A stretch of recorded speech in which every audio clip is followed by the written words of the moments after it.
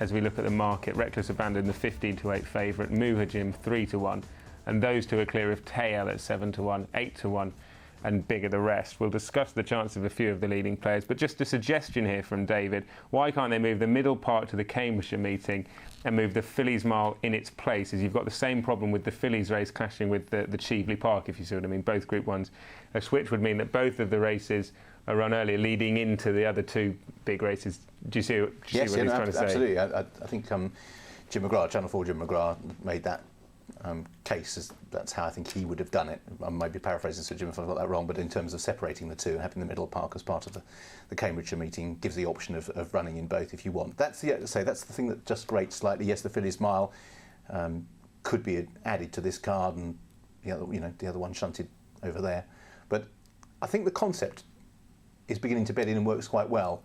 Because Champions Day was all new last year, but to have, by and large, all those 2-year-old races on that card is a good idea. Just think maybe tinkering with that sort of thing, moving one forward a couple of weeks might just help. But you can't really say that the fields have really suffered too much this year. Muhajim would be the one. Muhajim is the horse that I think it's probably, they might just think this is a little easier. And that shouldn't really be what, it's complicated by a lot of the good horses obviously running these sales races again, and that, that's a different issue. But as I say, that potentially also just dilutes them slightly. Let's go into the form then. Reckless Abandon is the one of the star 2-year-olds to come out of the juvenile ranks this year, with a number of dramatic but very impressive displays. Muhajim finishes 5th this day behind Reckless Abandon. We've also got Parliament Square in 3rd, George Vancouver in 2nd, and then the winner up with the speed, Reckless Abandon, who did try just to wander over a bit, but it was the first time he was racing on the left, as opposed to having a wide expanse of ground in which to prove slightly recalcitrant at. I mean, at Ascot, a few do tend to drift over because it's where they come out from the track, I think, and obviously Reckless Abandon had drifted when winning the Norfolk there. But whatever the drifting side of things, he's clearly a smart horse. I think he's a sprinter.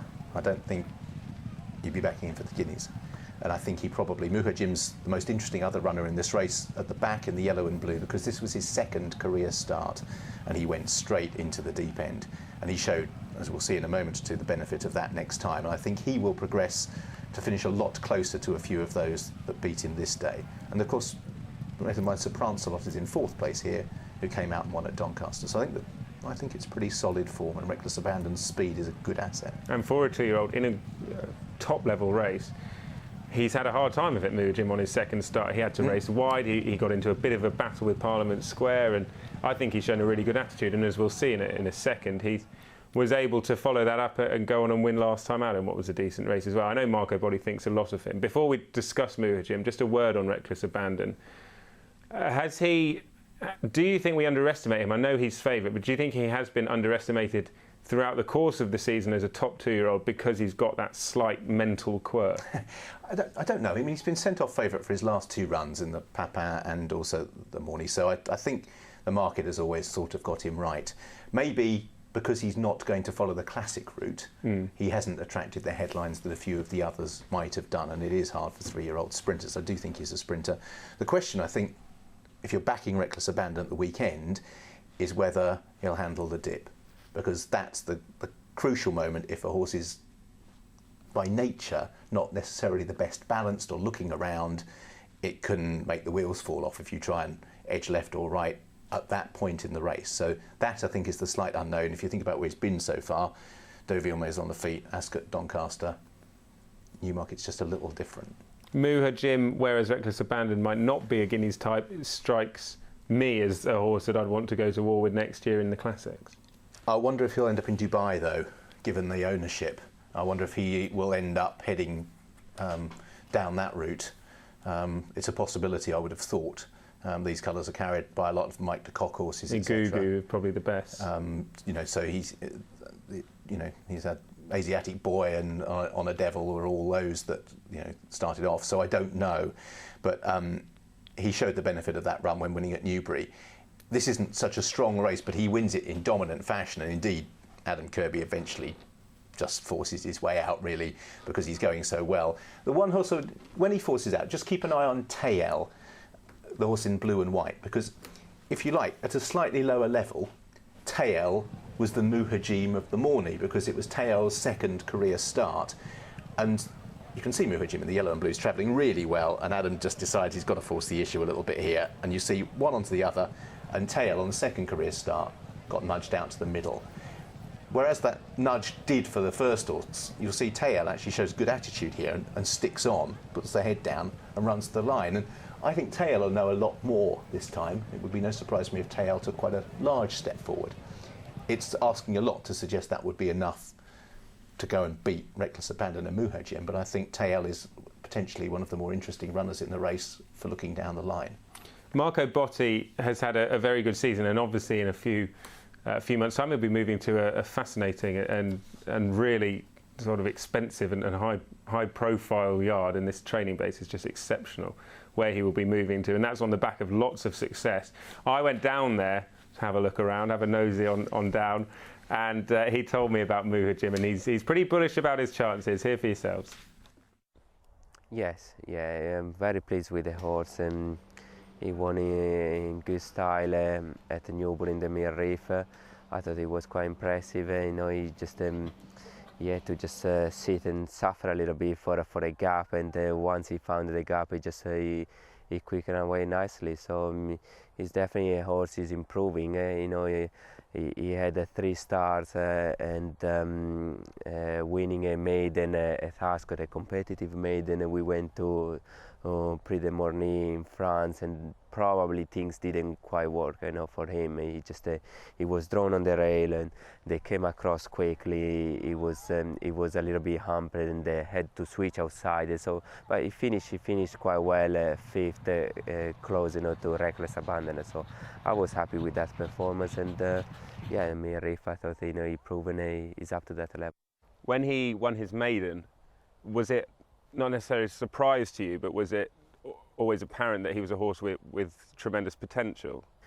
Yeah, we ran Ascot thinking he would run a good race, but he's one of that maiden. He's a Class 2 maiden, and there were a few fancy horses in the race, and I remember everyone asking me, so maybe the herd or the rumor spreading in Newmarket is we think is a nice horse, and yeah, so he went there. I think it was a 3rd favorite, and there was one of Mr. Hannon, which they thought a lot of him, and yeah, he broke out well, sit cozily behind the leaders and quick, and like a nice horse. So and then just due to lack of opportunities, I looked at the program, and there wasn't anything for him. Having won a Class 2 maiden, he wasn't qualified for the condition race and listed race. There wasn't much, so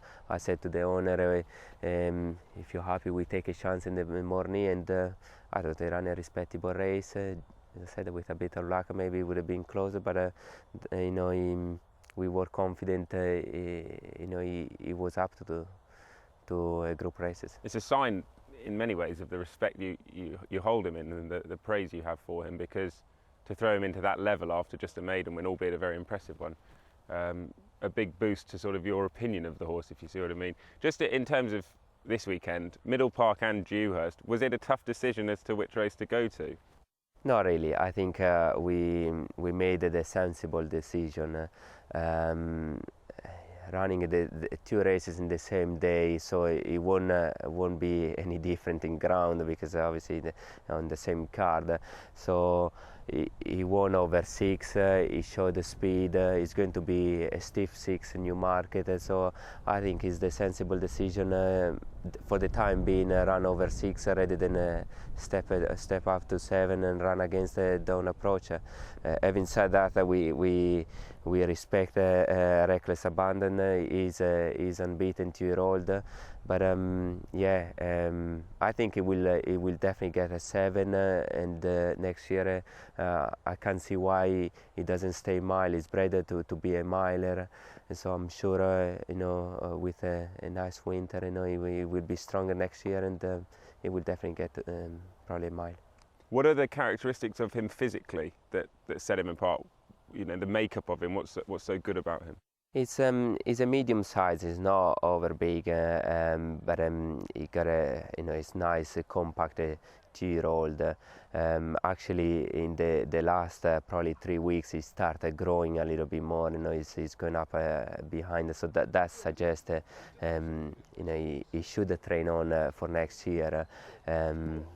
Being by Cape Cross, they get better as a 3-year-old. And yeah, his attitude is great. He's very straightforward.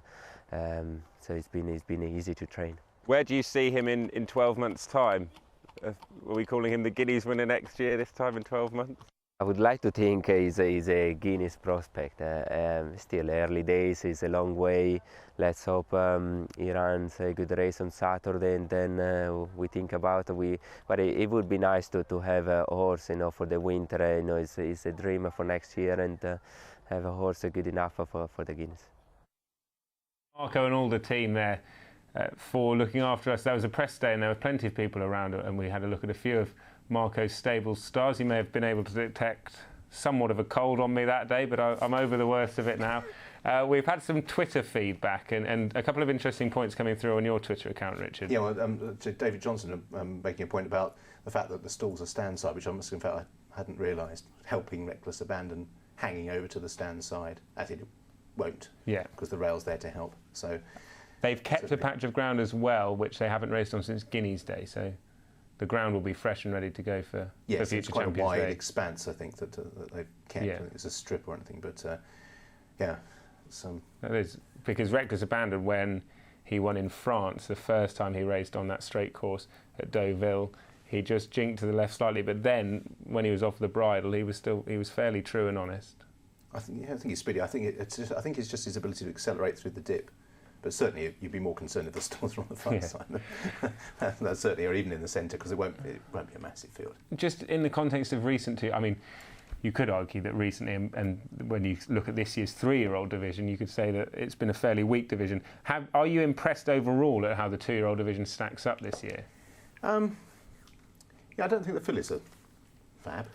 Certifies deserves to be ahead of the market for the fillies at the Maureen moment. ran a disappointing race in the Cheveley Park. A few horses have been disappointing. You feel that that's still open for someone, because lots of people have made the comment about Certified looking like a 2-year-old, and obviously, in the past, some of those horses like White Moonstone, etc., that have followed that path, we haven't seen at all with White Moonstone, but some of them haven't trained on. So,